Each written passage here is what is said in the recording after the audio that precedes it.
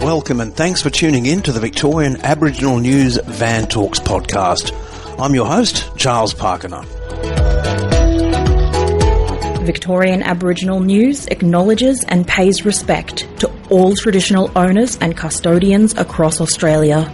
We acknowledge the elders who have gone before, those who currently lead their communities, and those who will follow in the years and generations to come.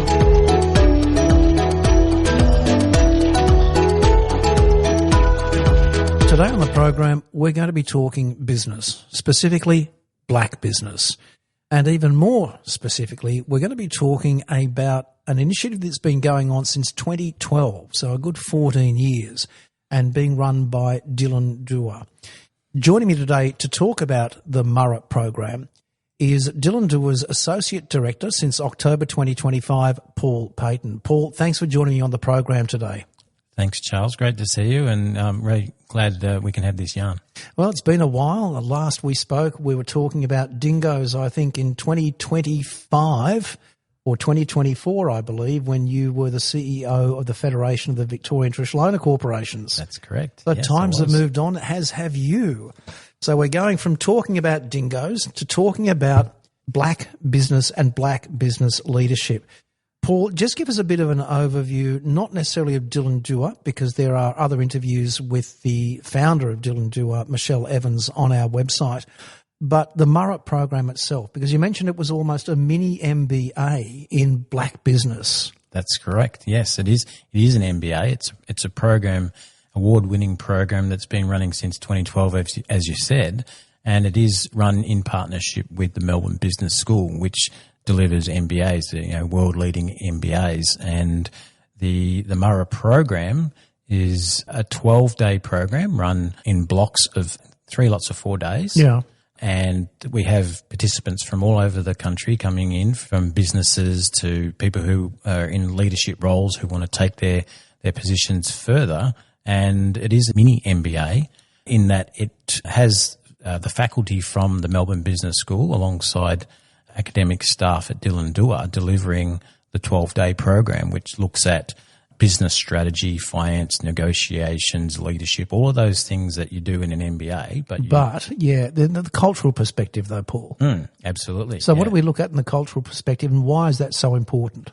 I think as Aboriginal businesses continue to flourish, and the numbers are there as far as the contribution to the economy over $16 billion, I think it is, that Aboriginal businesses are contributing to the economy, and that's going to continue to grow. That's Australia-wide? Australia-wide. Right. And what we need to do to be able to continue to support and foster that growth is to deliver culturally appropriate programs that will recognise Indigenous businesses for what they are, as hybrid ventures that balance business and profit with community connection to a country, and to be able to balance those things within a business context is underpinned by the learnings that we bring to that program to support entrepreneurs design and create businesses that are going to flourish and be part of that ecosystem that's breaking the cycle of poverty and creating pathways for people to enter into business and become successful entrepreneurs. Well, we're talking self-determination, Paul, aren't we? Absolutely. Yeah, that's what it's all about. It's self-determination in practice.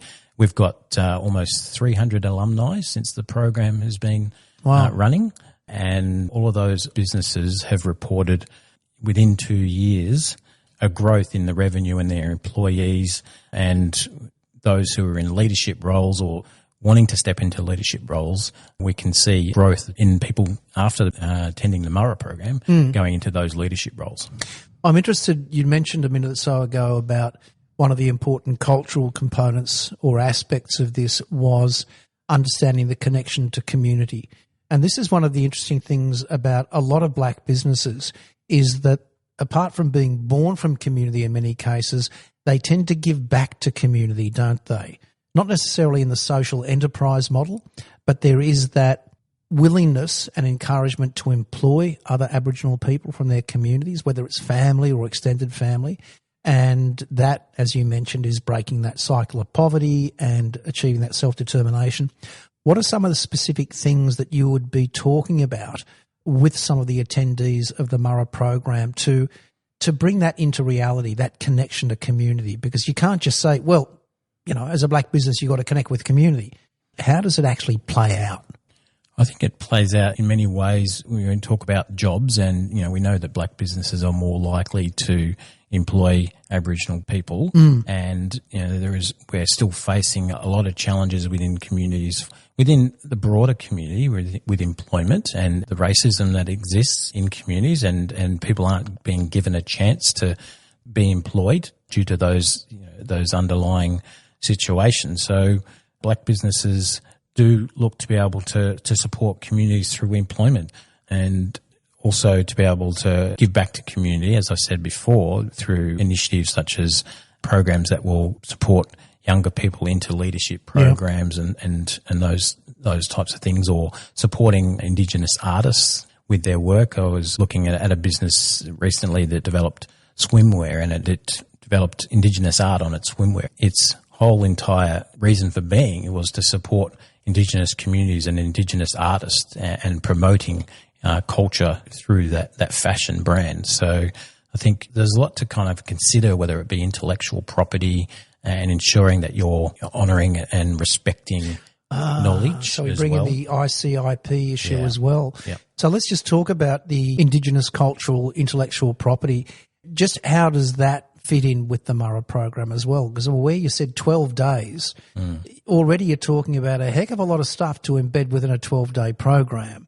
So how do you bring that ICIP issue into there? Because I know that with the work spearheaded by, for example, Terry Janke up there in Sydney and across the world, in fact, it's a massive issue.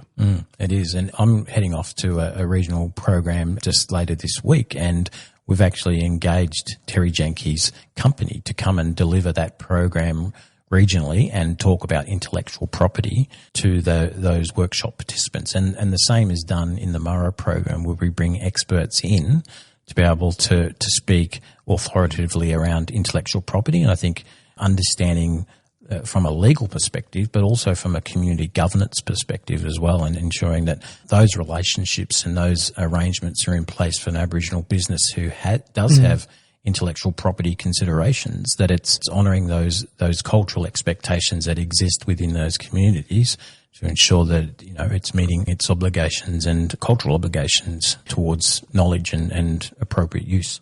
You made mention also of the fact that you were working with a swimwear designer as an example, and the question popped into my mind. So just what sort of businesses does the Murra program actually encompass?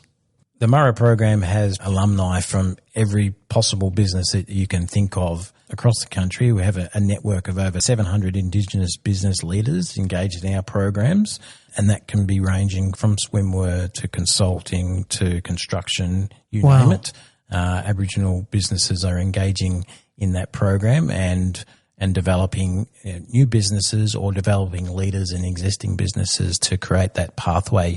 Because after the Murra program, I mentioned the graduate programs, and a lot of graduates of Murra will then go on to a graduate certificate in Indigenous business leadership, or a master's in the same Indigenous business leadership, which has, you know, as we know, many pathways, one being a PhD if you want to do research, or an industry kind of pathway, and that's really, you know, developing that depth of knowledge and leadership that is going to continue to support the system and see its growth over the next 10, 20, 30 years. Now, Paul, one of the reasons we're doing this interview right now is that you gave me a call a couple of days ago and made mention of the fact in a general conversation that there was a bit of a cut-off happening pretty soon for this current intake. Hence, we're sitting down right now having a yarn about this because, as I mentioned, having yarned with Michelle over the years, I really respect the work that Dilin Duwa is doing and this particular program. When's the cut-off for a start? Let's get to the nitty-gritty of this. When is the cut-off? The cut-off is the 8th of April. The 8th of April. Yep. How many do you manage for in the intake? The classes are quite small. We target a range of between 25 and 30 people. And they go through a selection process. They have to apply and provide information about their work history, and they answer a few questions about their objectives and goals. It's not an automatic thing. We want to make sure that people are set up for success when they come into the program. So we want to, understand their background to be able to ensure that the program is going to be right for them. So what sort of things might you be looking for?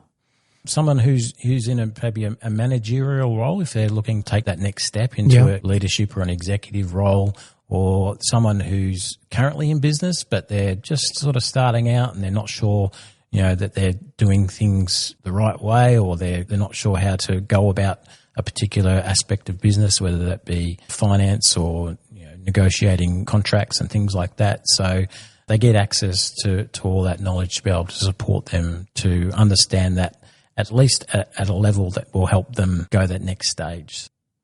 If it's an Aboriginal person working in a white organisation, are they still eligible? Yes.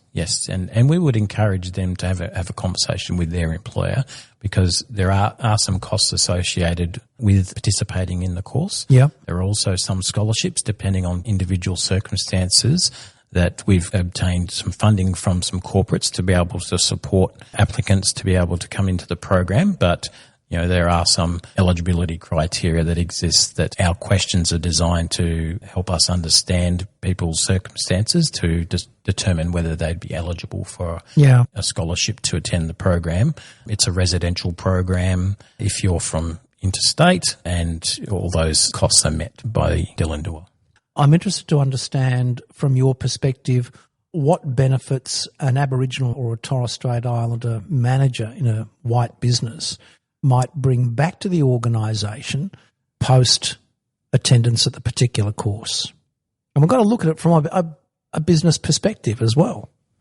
I think a lot of the skills that are transferable between an Aboriginal business and a mainstream business, whether that be around finance, negotiations, leadership, management, all those types of things can be brought back and create opportunities for participants in a mainstream business to progress through those leadership roles. Or some of the cultural learnings, many businesses are looking to incorporate aspects of cultural competency within their organisations, so they can bring those back and show some leadership back in those organisations to ensure that they're being delivered in a culturally appropriate way.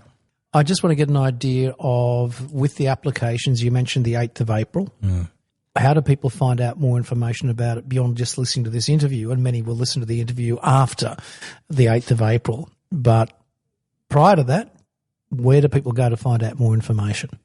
The first place would be a website. I would say that, yes, the 8th of April exists. It does run every year. So if you were to miss this year, there's always next year as well.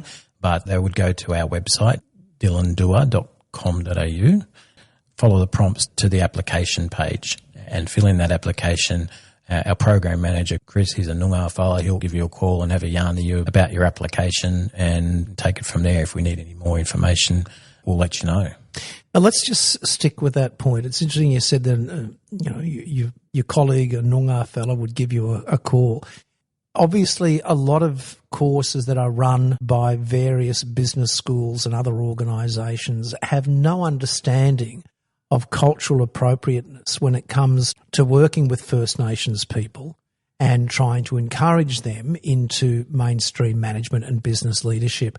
What are some of the other telling factors within the MURA program that give it that sense of cultural safety? The program has been designed by Aboriginal people. The content is some of the traditional content as well as the cultural content that sort of overlays that. People come into the program and they've got instantly a network of 25 plus other Aboriginal people in the room, and you've got experience in that room that you can draw on, bring your own experience, and I guess a culturally safe environment has been automatically kind of established through participants in the room. Yeah. And by the leadership in the room, the teachers and the program deliverers ensure that all those cultural aspects, cultural safety aspects are considered, and ensuring that if there are any specific cultural considerations, like I mentioned Chris before. You can have a yarn to Chris about anything and ask him any questions about the program or specific needs. Certainly be looking to accommodate those as well. One of the things I did note with a degree of interest when I was doing a bit of preparation for this interview was that you have an Indigenous Advisory Committee, and one particular name popped up, and that was Wurundjeri Elder Arnie Dai Kerr. What's their involvement in this? How long has it been in place? And what impact ongoing does it have to the delivery and construct of Murra?